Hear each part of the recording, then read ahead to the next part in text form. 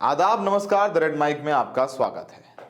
आप कॉमेडियन कुणाल कामरा को तो जानते ही होंगे और ओला के सीईओ भाविश अग्रवाल से उनकी तनातनी भी किसी से छुपी नहीं हुई है। अब कुछ महीनों पहले ही ओला इलेक्ट्रिक के खराब हो रहे स्कूटरों को लेकर दोनों में एक्स पर, जिसे ट्विटर कहते हैं, वहां पर जमकर बहस हुई थी। बात इतनी बढ़ गई थी कि ओला इलेक्ट्रिक के शेयर तक नीचे गिर गए थे। अब फिर से ये दोनों एक बार आमने सामने हैं। मुद्दा है सती प्रथा का। ये लफड़ा कॉमेडियन कुणाल कामरा और बुक ऑथर अमीश त्रिपाठी और ओला के सीईओ भावेश अग्रवाल के बीच है। टसल सती प्रथा के इतिहास को लेकर है। चलिए शुरू से शुरू करते हैं। अमीश त्रिपाठी बुक ऑथर ने 12 फरवरी को शाम 6:17 पर अपने एक्स अकाउंट पर सती फैक्ट या फिक्शन नाम से एक पॉडकास्ट शेयर किया। इसमें उन्होंने भारत में सती प्रथा के चलन पर बात की, जिस पर रिएक्ट करते हुए भावेश अग्रवाल ने अपने एक्स अकाउंट पर लिखा, it's hard to find any proof of sati but very easy to find proof of witch burning in medieval Europe. Amazing podcast.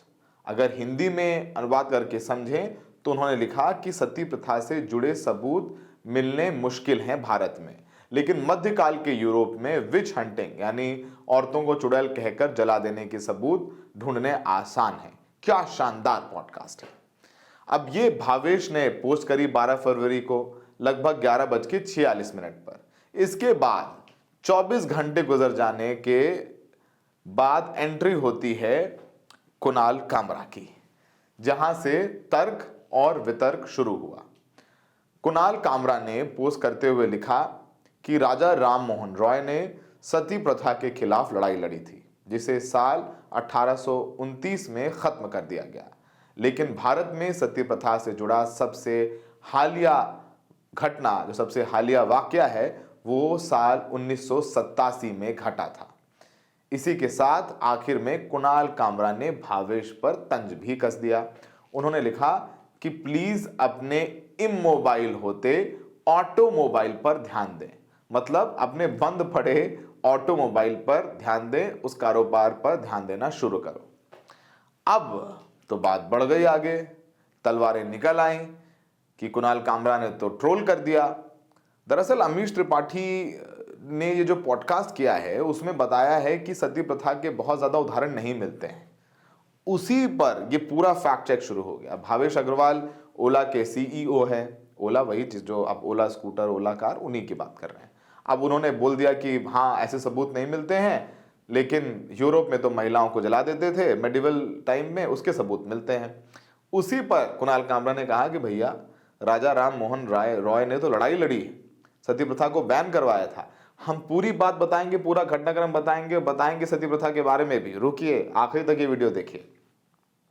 खैर, अब तक इस पूरे मामले में अमीश त्रिपाठी चुप थे, लेकिन शुक्रवार 14 फरवरी को शाम अमीश ने भावेश का बचाव करते हुए इसमें दखल दे दिया और कुणाल कामरा के पोस्ट पर रिप्लाई करते हुए उन्होंने बंगाल सती रेगुलेशन 1829 की एक कॉपी शेयर कर दी और लिखा, कुणाल, आमतौर पर मैं इन ट्विटर की डिबेट्स में नहीं पढ़ता हूं, लेकिन ये रोशनी से ज्यादा गर्मी पैदा कर देती हैं। खैर, अब जब तुम मेरी बनाई वीडियो को लेकर भावेश पर निशाना साध ही रहे हो, तो मुझे लगा कि चीजों को साफ करना, वेरीफाई करना ज्यादा बेहतर रहेगा। मैं तुम्हें सती अबॉलिशमेंट एक्ट 1829 पढ़ने के लिए आमंत्रित करता हूं, वही एक्ट जिसका रेफरेंस तुमने दिया था। इस एक्ट में बताया गया है कि सती प्रथा को हिंदू धर्म में किसी जरूरी नियम के तौर पर एक्सेप्टेंस नहीं मिली थी। सती प्रथा लगभग अस्तित्व में नहीं है। हिंदू धर्म से जुड़े लोग खुद इस प्रथा को अवैध और घिनौना मानते हैं। मैं हिस्टोरियन मीनाक्षी जैन को और सागाज ऑफ भारत को इसे क्लैरिफाई करने का श्रेय देना चाहता हूं। मतलब उन्होंने एक हिस्टोरियन और एक किताब का रेफरेंस दिया कि उन्होंने क्लैरिफाई किया है कि एक्सेप्टेंस नहीं थी सती प्रथा का।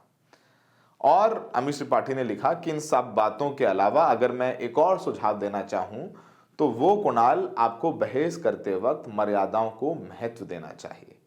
अपनी टोन और शब्दों को शांत रखने पर आप पाएंगे कि आप ज्यादा प्रभावी तरीके से बोल रहे हैं और आपके शब्द ज्यादा इंपैक्ट क्रिएट कर रहे हैं। अब तो बात बढ़ गई कि अमिश त्रिपाठी ने भी बचाव कर दिया भावेश अग्रवाल का। उधर कुणाल कामरा भी कहां चुप रहते। कुणाल कामरा ने भी तुरंत रिप्लाई किया और लिखा कि आप अपने इतिहास में किए गए प्रयासों को आज शासन कर रही पार्टियों की राजनीति के चक्कर में बेगारा नहीं साबित कर सकते हैं। यानी आप जो है बीजेपी के मक्खन पॉलिश करने के लिए जो इतिहास में लोगों ने सती प्रथा को खत्म करने के लिए लड़ाई लड़ी है उस पर पानी नहीं डाल सकते। हिंदू धर्म किताबों नहीं वर्णित की गई प्रथाओं से भी चलता है।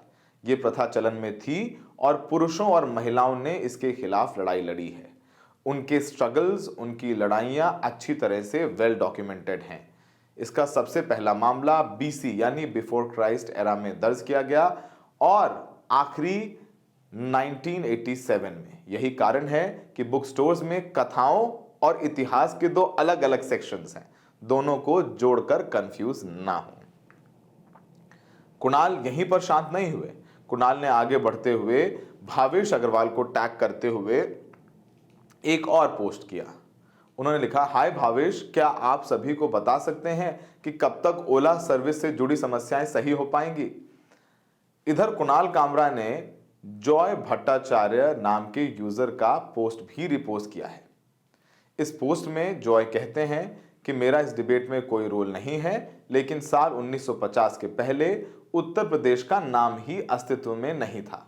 मेरे पास बंगाल सती रेगुलेशन एक्ट 1829 के असली दस्तावेज मौजूद हैं और उनमें ऐसा कुछ भी मेंशन नहीं है। राजा राम मोहन रॉय और गुजरात के स्वामी शाहजानंद ने इस कुप्रथा के खिलाफ लड़ाई लड़ी थी, जिसने 1800 में सिर्फ कोलकाता के आसपास 800 से ज्यादा जानें ले ली थी। यानी सिर्फ कलकत्ता के आसपास 800 महिलाओं को सती प्रथा किया गया था, झोंक दिया गया था आग में, जिसमें राजा राम मोहन रॉय की भाभी भी शामिल थी। जब सती प्रथा के बारे में इतनी बातचीत हो चुकी है तो हम रेड माइक में सती प्रथा के बारे में बता देते हैं। सती प्रथा सदियों से चली आ रही एक परंपरा थी, जिसमें एक महिला को अपने पति की मौत के बाद उस महिला जो विधवा हो चुकी है उसे आग में कूदकर अपनी जान देनी पड़ती थी। कई किताबों में इसे लेकर बताया गया है कि उस वक्त तक विधवा महिलाओं को इसके लिए मजबूर कर दिया जाता था। यह प्रथा खासकर हिंदू धर्म में ज्यादा प्रचलित थी, हालांकि कुछ और भी समुदायों में इसका पालन होता था। समय समय पर सती प्रथा की आलोचना होती रही है। इसे एक इनह्यूमन यानी अमानवीय क्रूर परंपरा के तौर पर माना जाता रहा है। 19वीं सदी में ब्रिटिश शासनकाल के दौरान राजा राम मोहन रॉय ने इसके खिलाफ आवाज उठाई थी, जिसके बाद 1829 में ब्रिटिश सरकार ने इस प्रथा को आधिकारिक रूप से प्रतिबंधित कर दिया था। राजा राम मोहन रॉय का संघर्ष आधुनिक भारत के जनक कहे जाने वाले राजा राम मोहन रॉय ने इस प्रथा को खत्म करने के लिए बहुत लंबी लड़ाई और संघर्ष किया। रॉय एक दफा किसी काम से विदेश गए थे। इसी दौरान उनकी भाभी की मौत हो गई। राय के लौटने के बाद पता चला कि रॉय की भाभी को सती कर दिया गया था उनके भाई के मरने के बाद, यानी जिंदा जला दिया गया था। इसके बाद उन्होंने इस प्रथा के खिलाफ अपनी लड़ाई शुरू की। 1829 में इस पर रोक लगाए जाने से पहले भी कई बार इसको रोकने की कोशिश की गई। 1515 में पुर्तगालियों ने गोवा में इस पर रोक लगाई। डच और फ्रेंच ने हुगली, चुनचुरा और पौंडीचेरी में इसको रोकने की कोशिश की। इसके बावजूद भी ये जारी रही, यहां तक कि 1829 में कानून आने के बाद भी इसका एक दर्दनाक मामला सामने आया, जब आजाद भारत में एक महिला को जिंदा जलाते देखा गया, या उन लोगों को देखा गया जो एक महिला को जिंदा जला रहे थे। ये मामला है रूप कंवर सतीकांड। राजस्थान के सीकर जिले में 4 सितंबर 1987 को एक ऐसी घटना घटी जिसने पूरे देश का ध्यान खींचा और शर्मसार भी किया। इसे रूप कंवर सतीकांड कहते हैं। इस प्रथा के बारे में एक पक्ष ये कहता है कि महिलाएं खुद ही सती होने का विकल्प चुनती हैं। ये बात सुनने में ही अटपटी लगती है कि कोई खुद को जिंदा जलाने का विकल्प कैसे चुन सकता है। रूप कंवर सतीकांड में ये तर्क दिया गया, लेकिन ये प्रथा ऐसी थी कि महिला को जलाने से पहले उसे नशा करवाया जाता था ताकि वो होश में ना रहे। उनको देवी बनाकर पेश किया जाता था। उनका ब्रेन वॉश ये कहकर किया जाता था कि वो बहुत पुण्य का काम कर रही हैं। चिता पर बिठाने से पहले महिला के हाथ पैर बांध दिए जाते थे। जब उनको जलाया जाता था तो आसपास तेज आवाज में ढोल नगाड़े बजाए जाते थे। लोग जोर जोर से चिल्लाते थे, हल्ला करते थे ताकि महिला की चिल्लाने की आवाज बाहर ना आए। इन सब के प्रमाण रूप कंवर सती कांड में भी मिले हैं। तो उम्मीद है कि हम कथाकारों और इतिहासकारों के बीच का अंतर समझें। आमिष त्रिपाठी कथाकार हो सकते हैं पर इतिहासकार नहीं। हमें देखने के लिए बहुत बहुत शुक्रिया।